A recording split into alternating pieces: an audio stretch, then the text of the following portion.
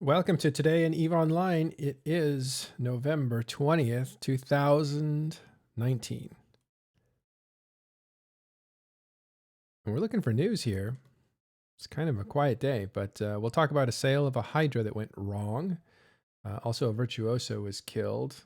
Same system, very peculiar. We'll find out about that. We'll look at the Sov map and some comic relief about the blue donut, the blue and the red donut. And then we'll be looking around for other things, including what the EVE London meet is going to look like when it happens. And I believe that's happening just this weekend. So exciting. With me today is Dalakar. How you doing, Dalakar from Test? Good morning. Doing well. Like you said, not a whole lot going on quite yet, but the day is still young, and I'm sure Capsuleers will do what Capsuleers do. Thanks for coming by. I appreciate it. Yesterday you came by, and it was really good to talk to you. We invited you back. And thanks for becoming a contributor to Talking in Stations, too. So we'll hear more from you, which would be great. Yeah, I look forward to it. All right. One of the first things that we have here is sale of a Hydra went right. And this headline just kills me. This is on Reddit. And it is Vince. Vince is Vince Draken. He is the leader of NC Dot because the people who bought this were from the lead corporation of NC Dot as best friends forever. And actually sold. They sold this, but they goofed up on the sale price and they forgot some zeros. So they sold it at 1/10 the cost, and that's not good. So this headline cracks me up. It says, and then Vince whispered softly into my ear, "Sale Hydra." And that is pretty dang funny.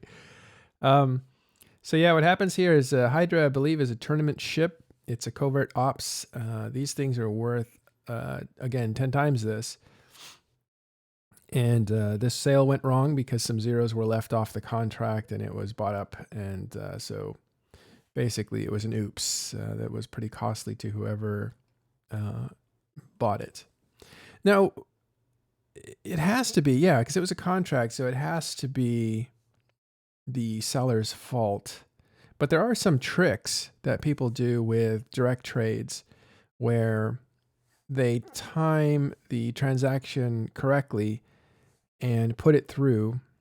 This is normally when you're buying something, though, so this is not what happened in this situation. But when you're buying something and you're putting in the price and the person says, okay, there is some kind of a scam that you can do if you time it right, where you can interrupt their process and take it for a lot less.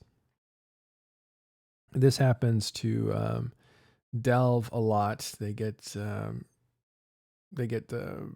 don't know, Titans sold for a fraction of their actual cost because they are basically scammed.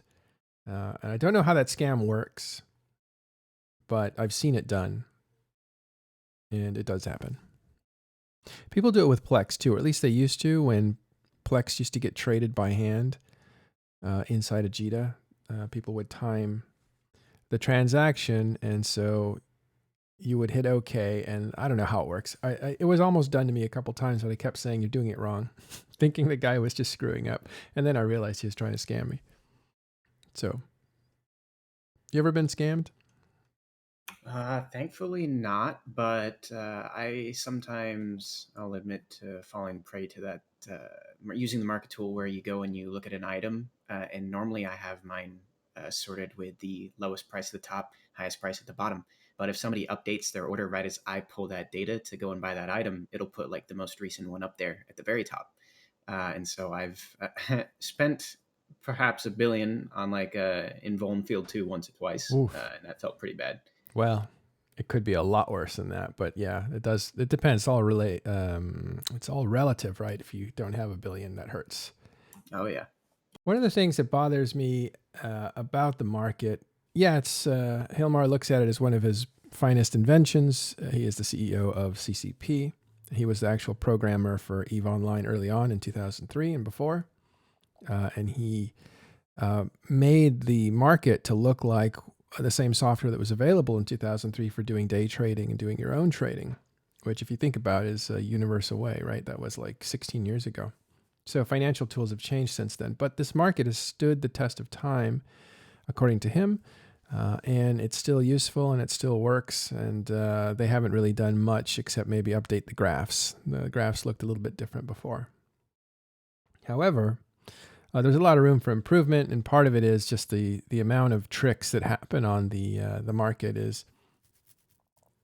it's kind of deadly in a devastating way, because just a couple zeros seem like an easy thing to trip up, but again, the amount of damage you can do with just a couple zeros is unbelievable.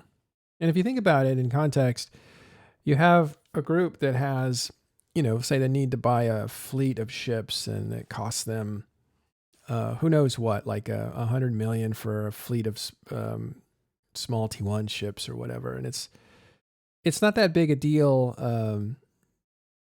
to essentially wipe somebody out to the equivalent of a bunch of hardware that they would need to do a thing. And so what I'm making, the point that I'm making very badly here is that you can take away hours and hours of PvP fun with one quick trick that happens in the market, and it just seems like it's counterproductive. It's PvP as well, and that's kind of cool, but it is incredibly powerful. So watch out in the market there. That wasn't on a market. That was on a contract, which is kind of a side mechanic. So it's a little bit different. But yeah, mechanics and the market are places where you can be damaged really badly. So be careful. Okay, next we're looking at what is a joke, but it's basically the blue donut.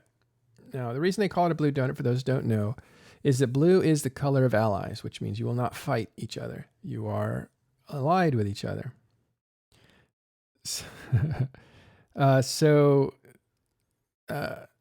Oh, funny. Let me interrupt myself here. No, we're not singing. I didn't change the singing in stations thing that happened last night. And actually, they got a bunch of people last night. They had like 60 people.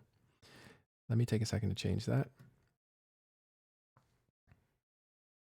I changed it in preparation for this morning, but it got changed on me because there was a singing in stations, which is the proper thing to do, but I didn't realize. So let me actually adjust that now.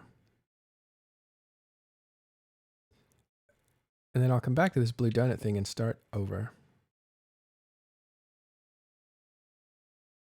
Sorry, today is the impeachment hearings that I've been watching, and it's a big day today because one of the key witnesses is up, and so my preparation isn't as good as I had hoped. There we go. So just update and you'll be fine. All right. Well, maybe you want to explain the blue donut, just so I don't do all the talking, Delacar. Sure. Yeah, it's a older concept than I can claim to know or be around since its beginning. But essentially, the idea behind the blue donut is that eventually Eve will just descend into this map or this situation where everyone's friendly with everyone, and nobody will shoot anybody. And what you can see right now on the graphic is that the person who made this is claiming, with some facts potentially to back it up, that there's a significant portion of the nullsec map that theoretically doesn't fight each other and are on good terms and good standing. Right. So blue is the color of allies, and allies don't fight each other. So the more blue there is, the worse it is for game conflict, which means if people aren't blowing each other up, the economy will slow because there's nothing that needs to be replaced. That's a whole different issue. But the whole game starts to slow down because it runs on this conflict machine. And so what you have are two sections. The blue actually stands for the Imperium, and then down here is Legacy and Fire Coalition. And so they pretty much dominate the south, as you can see. And then going up the left side, or the, I guess, west side of the map, you have more Imperium in the form of Initiative. And then it goes up to an area that is controlled by Dead Coalition. And so that they're supposed to be neutral, but they've been cooperating a lot with the Imperium. And then, so that's why you have the northern part of the map being blue as well. So all those groups are working together, or at least not attacking each other. The gray area is interesting. That's a independent states that are small alliances that filled in, and they are forming basically their own little territories. They're not clustering into groups or becoming a coalition of their own. And that's a very exciting part of the map to look at these days. The red, smaller donut here is former PanFam DRF and now Winter Coalition alliances. And so what you have there is basically NC Dot is probably the biggest fish there with their sister corporation, Pandemic Legion. And then you have other groups that are former DRF, those drone region federations. And they all kind of work together. I think Elo Knight is a wild card, but sometimes he works with them, sometimes doesn't. And then Winter Coalition, I don't know if they're directly allied, but they're in there too. And those are basically the two sides of the map that you see. What I disagree with is down here you have Mangoes, the gray at the bottom. And Mangoes is Chinese alliance that it shows as independent, but they're really hosted by Legacy, so that should be blue as well. And of course, Legacy is catering to Mangoes because Chinese players are very valuable these days. They play in a time zone where they have a lot of influence because few people are on, and that's where a lot of timers are set to. So Chinese and now Korean players are actually sought. So people want to befriend them, want to co-opt them, and make sure that they have good relationships with them because they can be a devastating enemy if they decide to work against you. And so that's why you have Legacy really being very kind to Mangoes. And then you have Useless in the purple there is Providence. And Providence is just a playground for people to come in. It's one of the traditional parts of EVE Online that's very interesting because it's a neutral territory made so by players, especially CVA, which they're kind of role-playing PvP alliance, or at least they were a long time ago. Now they're just not really. But their whole deal is you can come into this territory, just don't kill anyone. So they're the sheriff. And they are pretty much seen as useless from this point of view. I don't agree, but from this point of view, because they're not able to really resist any power that decides that they want to go in and take the place. However, they do have the goodwill of everybody else. Everybody likes the idea of an MPSI area. That's MBSI. No, NPSI. What is it? Not purple. Don't shoot it. Yeah, it's sort of like an NRDS. Yeah. Go ahead. NRDS. There you go. Yeah, not red, or rather, yeah. Yeah, not red. Don't shoot. Yeah, but essentially, like it's actually kind of interesting. They've got a really long list of players or groups of players who have come in and aggressed them, and have added them to the list of, okay, you see this person come in, they probably have hostile tendencies. Feel free to shoot. Don't ask questions first. Whereas if you're new to the game and you go to Providence with either your friends or by yourself, you can expect the members of Providence, and how you said, members of the sheriff group, to not really go and hunt you down and try and get you out. They'll let you live, maybe not super peacefully, but they will allow you to, test it out. It's sort of like a nullsec light, I guess, would be a way of describing it. Well, so there's some philosophies in EVE Online about combat. There's like a philosophy of aggression, basically. Do I attack the person that's in my space or not if I don't recognize them? If you don't recognize them, they're usually neutral, which is a gray color. And for one philosophy, it's like, if they're gray, don't kill them. They're not my enemy, so I'll just let them exist. And that's what NRDS is. Not red, don't shoot it. So you're only shooting reds. And that's what that purple area actually enforces. So it's a neutral place with a sheriff that runs around killing people that attack people initially. And they also have a kill on sight list for people who commit crimes in that area. So when they come back into that area, they are hunted down and either destroyed or chased out. The other, which is the pervasive way that EVE Online plays, is NBSI. Is that right? Not Yeah, not blue shoot it. Yeah. not blue shoot it. In other words, if it's not your ally, then kill it. So you kill neutrals and you kill reds and everything in between. And finally, there is a third one, which is a little more rare, and that is called NPSI, not purple shoot it. And that is if they're not in your fleet, then kill it. So you kill a blue, you kill a red, and you kill a neutral. You kill everything that's outside of your fleet. And those are usually public fleets. And by a public fleet, that's an open fleet to anybody. They can join it, and you just go roaming around to have some fun. They're not usually very serious or strategic, although a lot of people think they are strategic. Do you think they're strategic?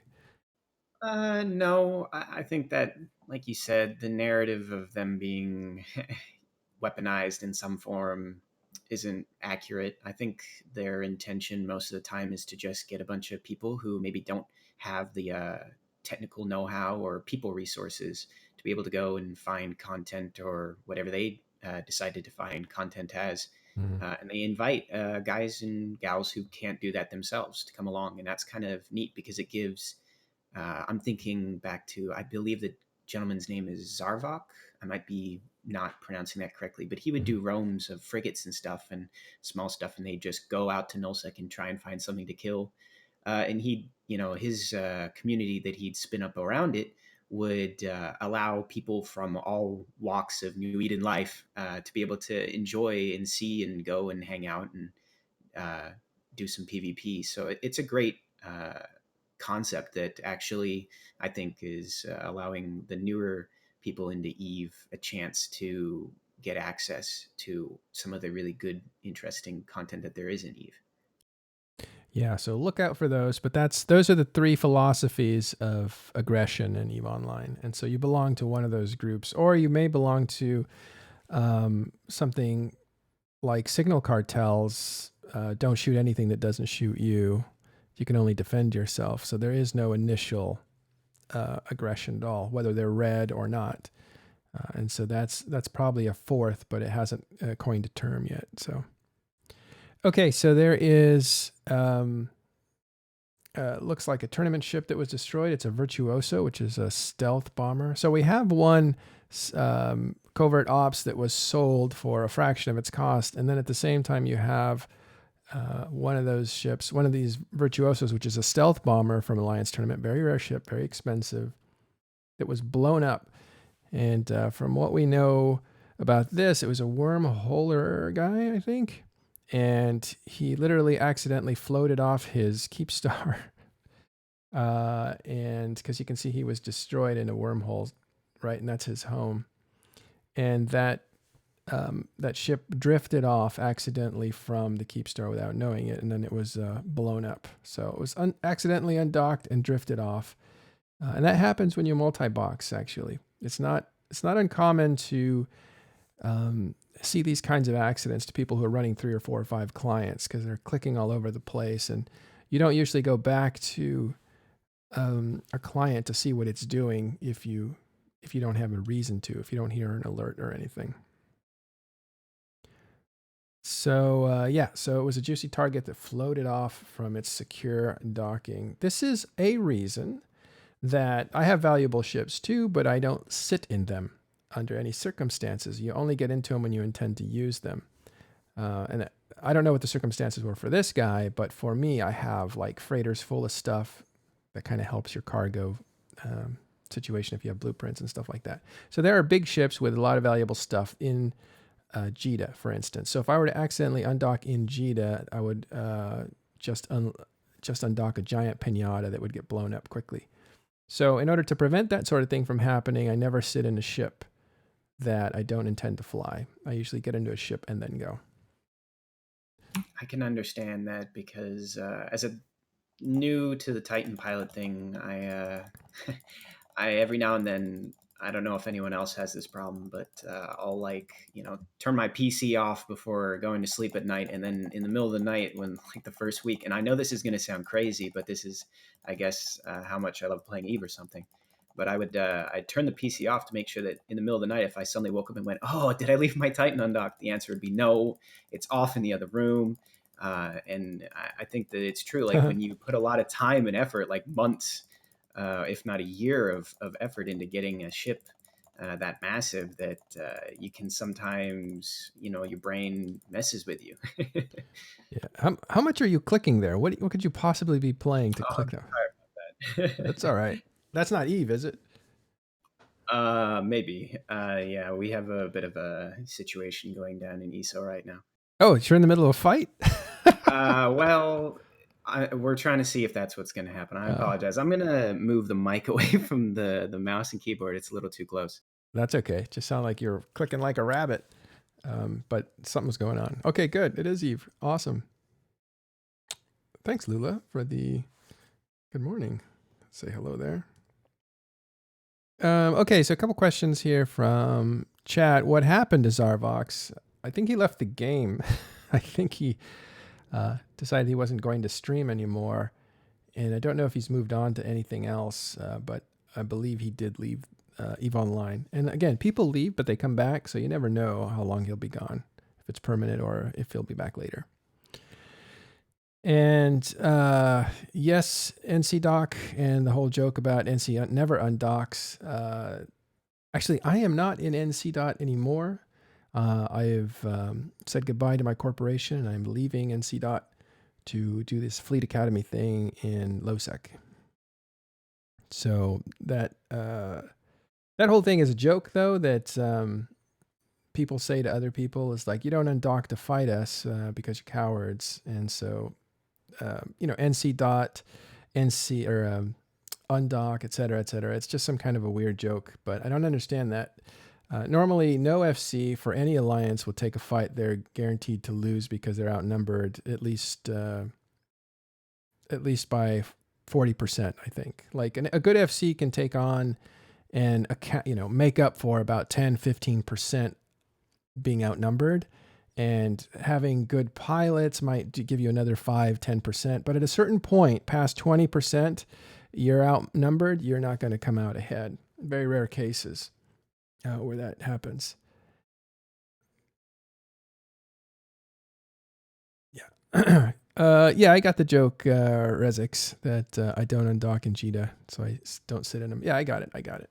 I'm just giving people context of what that inside joke is, so that when they hear it, they know what it's about. And that's what this whole thing is about: is giving players that are newer to the game some context about what EVE Online advanced players talk about.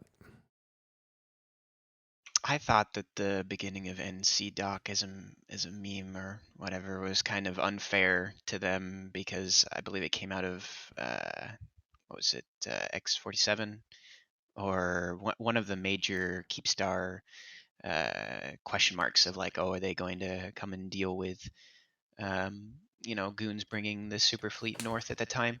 And that actually goes back to sort of the blue donut, red donut meme as well. The commentary on that is that someone feels that there are too many big entities aligned with each other, and that there isn't going to be any more heroic last stands or massive everyone can die fights. And uh, I think the people making those kinds of comments need to be reminded that being homeless or being without a super cap fleet can be really tough on a community. There's kind of the part of nullsec that doesn't get maybe as much coverage because nobody really wants to admit it. But when you don't have even a chance at the larger scale combat, some people in the way that they like to play Eve, it just they don't want to take that risk on you. They don't want to take that risk on your community because they don't have a guarantee that their lifestyle and everything that they've worked for won't just get completely removed in a month. And so NC, I feel, was unfairly branded in that regard because expecting them to just undock everything and then I don't know whelp it all or something, or just go and just get on the grid with all of those super caps from Imperial Legacy at the time. I think they made the right decision, the correct decision for their members, because what would you expect the members there to do otherwise, in my opinion? Yeah. Hi, Carneros. How are you doing? Are you there? I am doing pretty well, thank you. Thank you very much. Good. Yeah, anyway, good point, Delacar. That's the right frame of mind to think of it. And it's just this thing that gets thrown around in EVE Online to try to taunt people out. You always want to bring out an enemy so that if you think you can beat them, you want to bring them out. If you don't think you can beat them, you don't want to bring them out. So there's a lot of stuff that happens to either a lot of psychological stuff that happens to bring people out, including attacking their structures and stuff like that. Carneros, what's new with you? Well, I popped on to see if I could tell the community about a little bit of a sad thing that happened today. Oh, okay. Is this a good moment for that? Yeah, let's go to that. All right. Yeah. CCP Games lost a member of the family today. Her name was Fiona. I don't know what she must have had a dev name because she was such a creative person. She would have come up with something cool, but I don't know what it was. But she and I worked together on Incarna. She was trained and originally worked as a fashion designer, and somehow met the people at CCP and joined them to go make fashions in game. And she was making um, fashions for both EVE Online and World of Darkness, but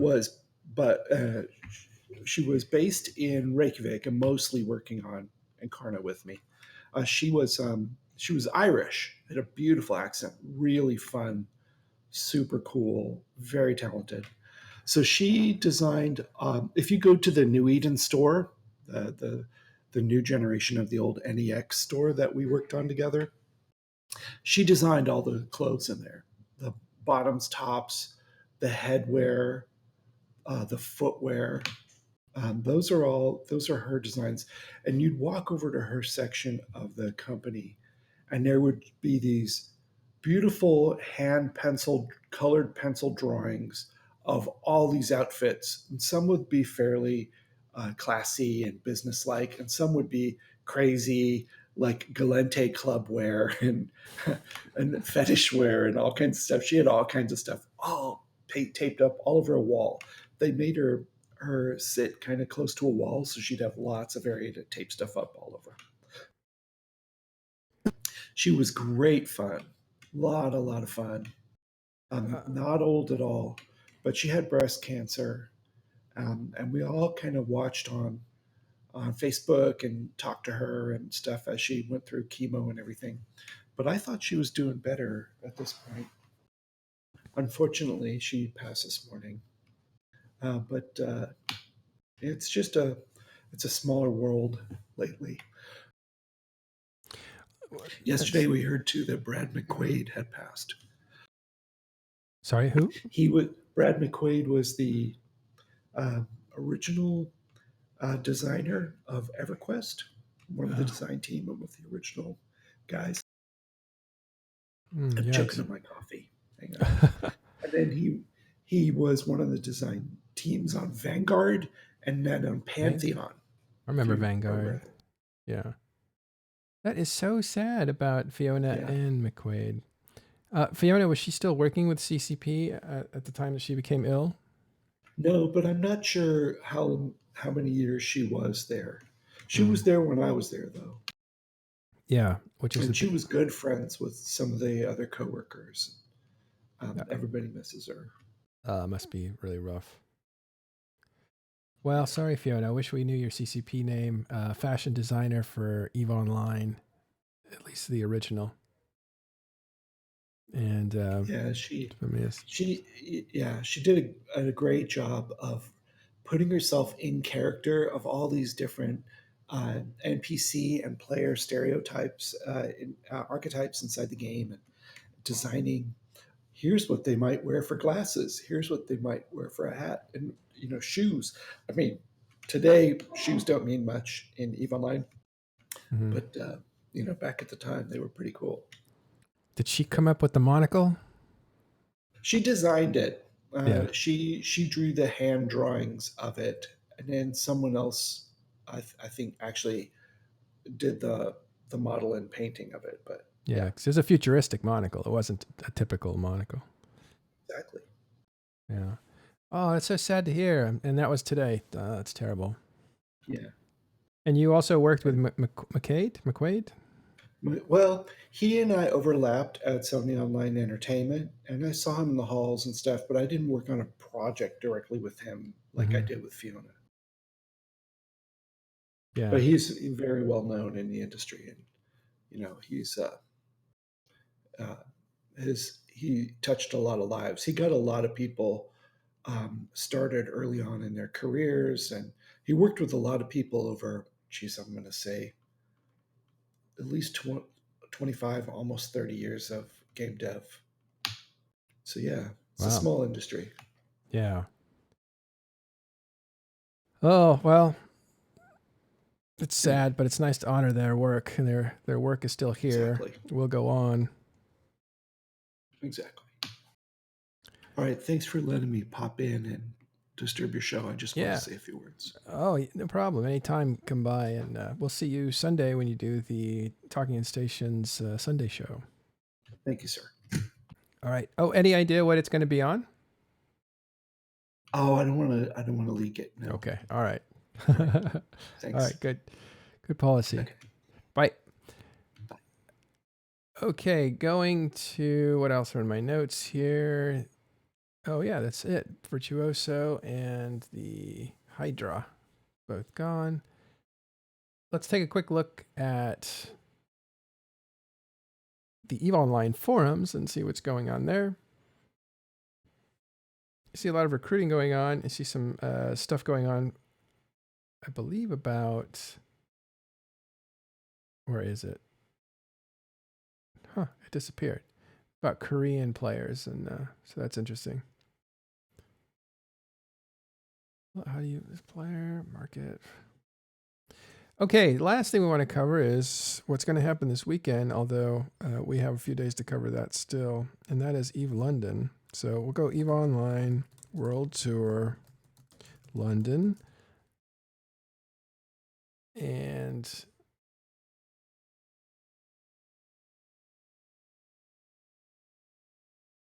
yeah, that's happening this weekend, November 23rd. It's a one-day thing.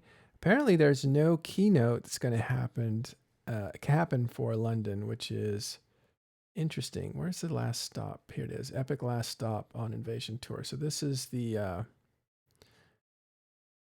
article that talks about it.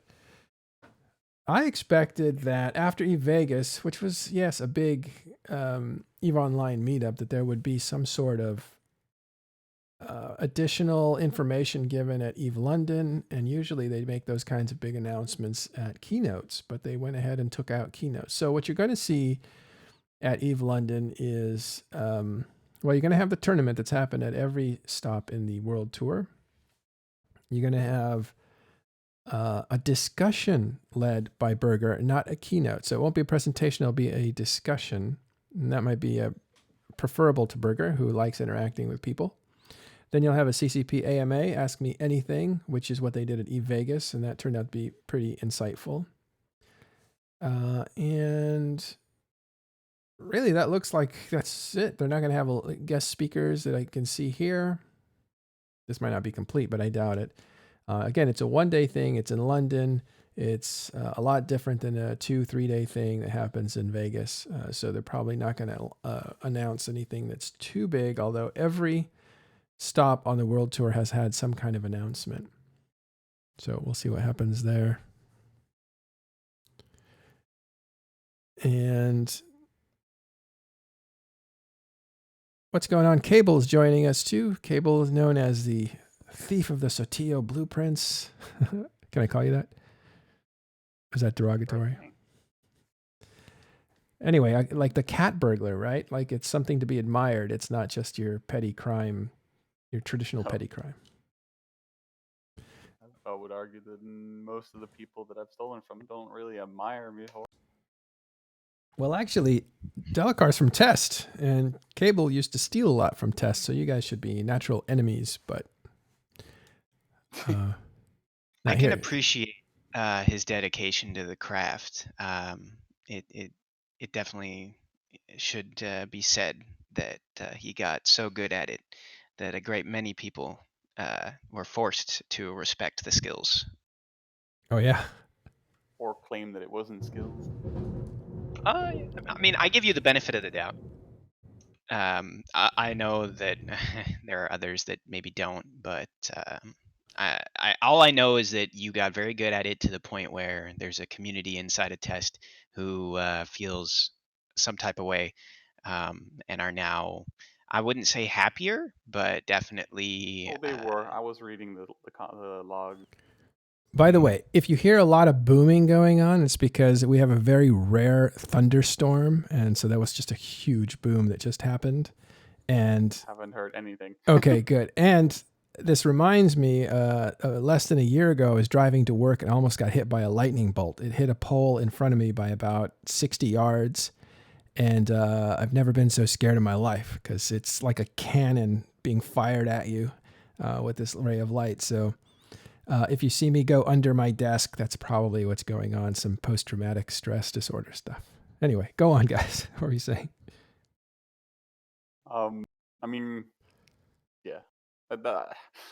I feel like every time I'm here, we somehow get twisted into that subject. God damn it. Well, let's talk about something else. You're in Volta. Well, You I guys was are... actually, I messaged you that I could speak to the whole Eve London thing. Oh, let's talk about Eve London. So, I mean, you mentioned specifically there's not going to be a keynote, which was actually, there was intended for to be one. There was the schedule that you see now is actually a revised version that CCP announced like a week ago or something, which got a lot of people who paid for tickets really mad, because the initial idea was there was going to be a separate keynote. There was going to be a segment that simply was like a roundup of the year, and then there was going to be a segment that was like the future vision kind of thing. And everybody was obviously very excited for all of that. But it and a lot of those people felt very shafted that suddenly they removed those.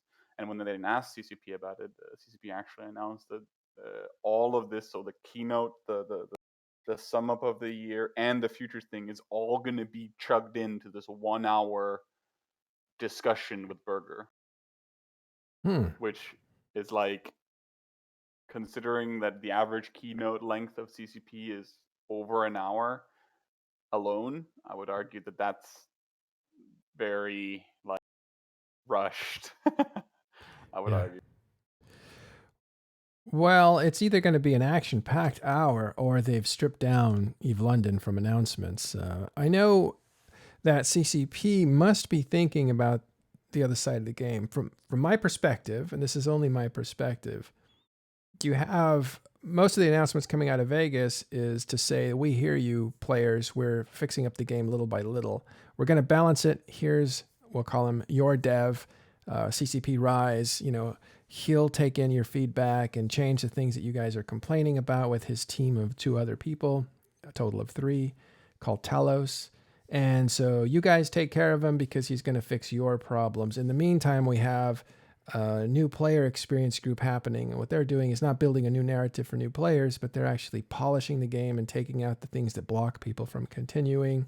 And so we're fixing the game in that way too. And that's supposed to be like 80% of the amount of work that's going in, of total work being done on the game. Dev time. So my question is, where are the features? I mean, I feel that having the 80-20 split is like, holy shit. It's honestly, because like I can't quite comprehend how we haven't seen more things happening than in the NP if they have 80% of their total workforce dedicated to this specific. Yeah. Well, I feel like it's either like they just have no fucking clue what to do. No, that's not it.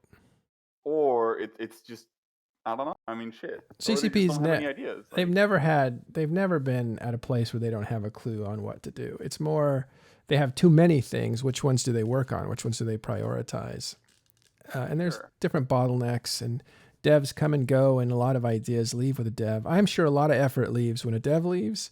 There's a certain amount of energy and effort that leaves with that person, and then things have to be adjusted for that person, because a new person comes in and they may have a different skill set or priorities. So it's, it's shifting sands. The way tech companies Sure get thing. around that is you have really strong documentation and architecture. So the designers are actually cogs in a wheel. There's a higher vision, it's translated to tasks, and then the designers are carrying out those tasks.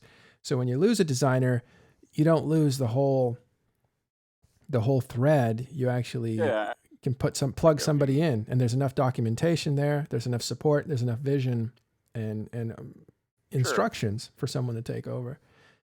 I just feel like the CC Eve has always been a game from both from CCP's perspective, but also from player perspective, that was for a very niche group of people.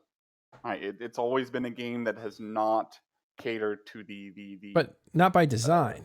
They've wanted different people Oh, to no, play no, no! I'm Valorant. not saying by design, but Yeah. but generally, it's always been a game that's catered to a very unique individual. And whenever said individual was introduced to the game, they stick around for like years and years and years. They don't just, it's not like Fortnite where you go and play and then you go play another game afterward, like a couple days later.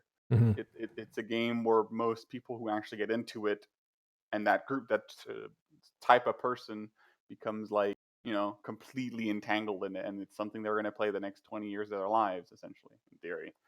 Um, and I feel like by committing 80% of their total dev time, they're kind of giving up on, how to say, maintaining that relationship with the players who have been here for as long as they have. I think you brought up something actually, just to go with what you just said about how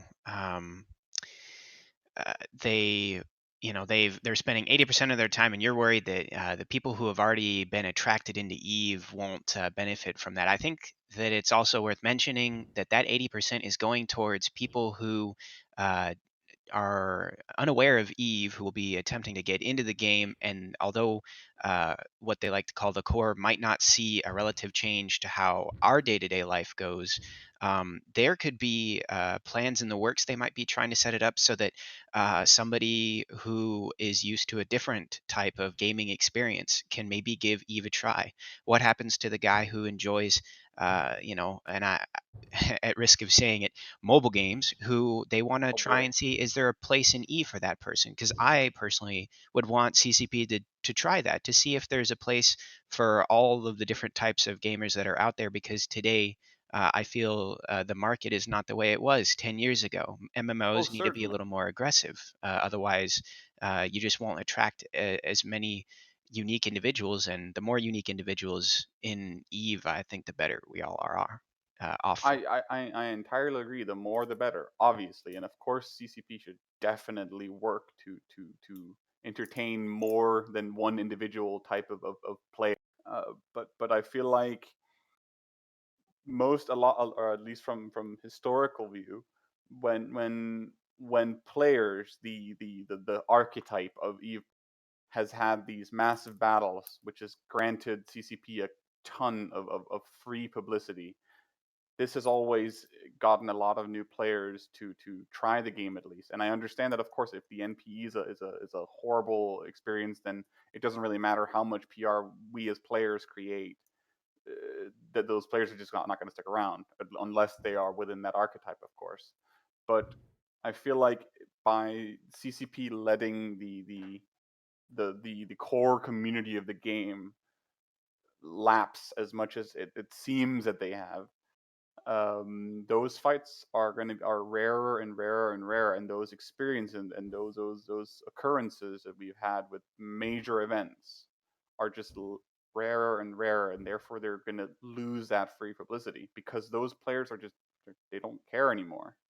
I hear They're you. losing interest. But I would also like to challenge that just a little bit, because if there are more newer people coming in, making new communities, and potentially creating areas of conflict, CCP may have looked at all of what you just said and said, you know what, they think that perhaps the best solution to that is to infuse New Eden with more conflict drivers in the forms of more individuals. What happens when they find that they can really drastically increase the retention rate of players, or the engagement of players over time from communities outside of Eve, or just individuals who come in and then create their communities and decide, oh, you know what, we're going to do things differently than everybody who's currently in there. Currently, for example, in nullsec, right? So the big battles being threatened by the lack of focus on the core in terms of allocating 80% to new players.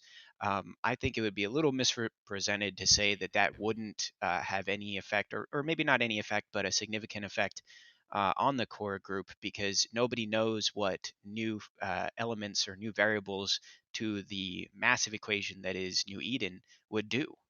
Who knows? Let's say 6 months from now, they've spent 80% of their development cycles on helping / increasing all of the different ways that returning or new people can get into Eve, and now we've got a whole new community trying to carve out space in nullsec, and we'll see where it goes.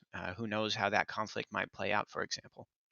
But that's just not what we've historically seen, though, because from what we've seen is that the majority of new players get introduced to the already existing blocks of the game, and when they are inserted into those groups, they automatically just become part of that, how to say, blob. Like, and I'm not saying that as a bad thing necessarily. I just feel like a lot of players find the game interesting because it's a game where, as explained by players as well, it's a game where you can essentially do whatever you feel like. You as this individual can have an impact on the complete game by doing things even on your own to an extent. And when people get introduced to the game and then instantly get wrapped into Pandemic Horde, Test Alliance, Brave Newbies, Karma Fleet, or whatever, and then just instantly gets into this machine where they're just another drop in the bucket of water, right? Then a lot of people lose their sense of impact, at least. Okay, so let me switch a subject so we can wrap up, because we can take this afterwards.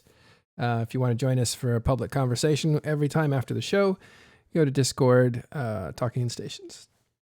What I wanted to point out here is that there's a new alliance here, Veracruz, La Veracruz, not to be confused with Veracruz Alliance, that is formed. It looks like it has over 1,000 accounts already, and there's this really funny corporation here called La Vaca que ría, and that means the cow that smiles or laughs. And then there's Amigos para Siempre, which is best friends forever. So this looks like it might be a Spanish corporation. It'd be interesting to look into that. If you haven't seen the show called Pew Pew Show, it is worth seeing if you know Spanish, and we'll give more information on that. Our Discord has different language channels, so we have Korean, Chinese, German, and also a Spanish channel. So if you speak Spanish and you want to speak in your native language, we have a channel for you. And in there is links to Requiem Eve, which is REKIUMEVE, and that's on Twitch. That's a channel, and on Sunday nights it has a Pew Pew Show, which is kind of a Eve Talk show, which is worth checking out. So we'll have to ask those guys about this new alliance and see what they're about. From the looks of it, most of their people are inside of this. 1,000 of those people are inside of this alliance here that looks like it has the Brave logo, but instead of blue, it's in gray. That makes me think that they are a part of Legacy Coalition, and they are probably, since they're in Insmother, probably part of that coalition. So there they are. They're not to be confused with, I was looking up here, Vera Alliance. Vera Alliance was actually an alliance that I knew pretty well. They were from Brazil, though. They weren't Spanish or Spanish language. And these guys are really good PvPers. They used to hang around with Nelly Segunda in Period Basis when Segunda was in charge of or Nully, was in charge of Delve right before the Thunderdome was created.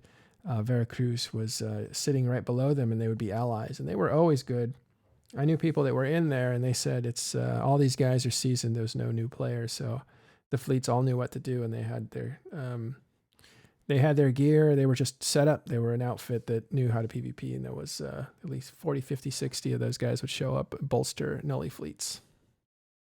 So, but they're gone, and they have been gone a while. That was a Brazilian Veracruz alliance. So this new one is La Veracruz, not to be confused. Pretty interesting. I was also looking at what else is going on in sovereignty, in alliances. And Test is judging by the amount of systems that are held. Test is in the lead with 182 systems held, where Goonswarm is second with 156. Those two groups are allied, essentially neutral. So they won't attack each other. They have a non-invasion pact. And there was some drama about a little bit of tensions between them recently that caused an FC to have to leave. On the other side of the planet, you have, the world, you have Northern Coalition Pandemic Horde, each with about 130. And then look here, Fraternity still has 10,000 members and owns 130 systems. So they are homeless, though, so those systems might be converting over slowly, or I don't know. I'd have to look into that. The initiative... They are living under the umbrella of PanFam. Yeah. This is the only place that they will not be... How do they own 130 Drone systems? lands have a lot of system in each region. Drone lands have a lot of systems in each region, on average. I see. And they inherited some of those. Okay. Yeah. The initiative is in here, and the initiative is officially blue to the Dead Coalition, or Guardians of the Galaxies. And so... almost complete. Yeah, it's getting there, right? I mean, they're basically... We're stretching from Venal to Cash, all the way around west around. Everyone is friendly. Yeah. Okay, Saren's here. You're going to remind us about what? A test on Singularity? Yeah, they had to move it back one day from yesterday due to some reason, but they're going to be testing a few of the chat clients and other features. If you could please join. Okay, so that's Singularity test happening right after this program. Well, that's it for us today. Wanted to wrap up anyway. We'll come back tomorrow and see you then. I want to thank Delacar for jumping in early. Appreciate it. Cable for coming by, and Saren for giving us this heads up. So everybody, 5 minutes Singularity, help CCP do a systems test. And thank you all for showing up today. Appreciate it. We will see you tomorrow. We're also going to raid just because we can. You can watch Ron at the same time that you do the test in the game. So here is Ron USMC. And thanks everybody for coming by. We will see you tomorrow.